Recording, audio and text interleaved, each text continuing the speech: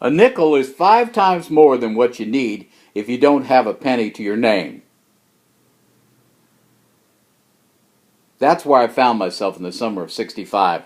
I was an unemployed, untrainable, unteachable, unworkable, unadult young teenager. What I did have was a great abundance of need. I had reached an age where money was suddenly important but totally unavailable. A simple principle was explained to me in vivid but boring detail. If you want money, you gotta work. This was new. Since birth, food had been provided, trinkets, toys, and even occasional trips, without me having to expend any energy except the occasional complaining whine, "Are we there yet?"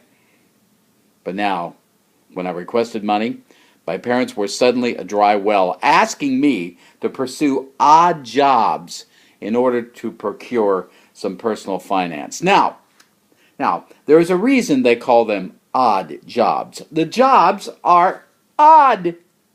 Low paying, ridiculously stupid, and generally speaking, hot and sweaty. I will not go into vivid detail about how I hated each and every one of these elements, but since I needed to raise $5 for a gift I wanted to impart to myself, it became obvious that I was going to have to walk down to the end of our street and ask old lady Dickerson if she had any chores she needed done. She always did. See, none of the other kids wanted to work for her. She was cheap and waited too long, thus making the task she requested even more difficult. For instance, she didn't mow her grass until it looked like an African Serengeti.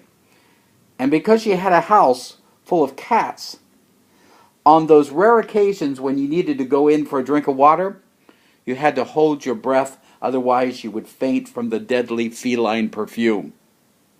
There were also rumors that because the grass was so high, mowing the lawn put you in danger of encountering snakes. Now, granted, they were just garter snakes, but that's like saying, these are only criminals that commit nonviolent crimes. Yet, I found myself making the trek down to her house to ask for work so that I could garner my $5. Please understand, to get $5 out of old lady Dickerson required that you work all week. She normally paid in quarters, which she squeezed out of her wrinkled, bony fingers, holding tightly to them, forcing you to nearly yank to acquire your payment. This particular week of torture included mowing the lawn, where I did discover a garter snake, and like a frightened little girl, jumped back and pushed that mower really hard over the top of it, spitting the slimy thing out the back end. I don't know if I killed it because I refused to mow any more that day. She also wanted to have her thistles removed. She wasn't satisfied with having them mowed over. You had to get out there and pull them out with your hands. By the way, there is a reason they're called thistles. And for some reason, she had decided to clean up some old newspapers in her house which the cats had used as urinal pads. I literally put a clothespin on my nose to perform the duty.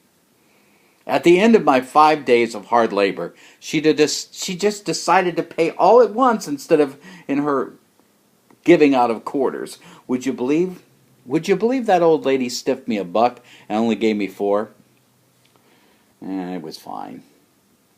Many years later, when she died, one of the richer members of our community bought her house. I was told they had to tear out the walls and pull up the floors to get all the cat stink out.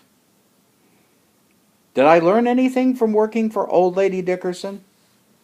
Yes.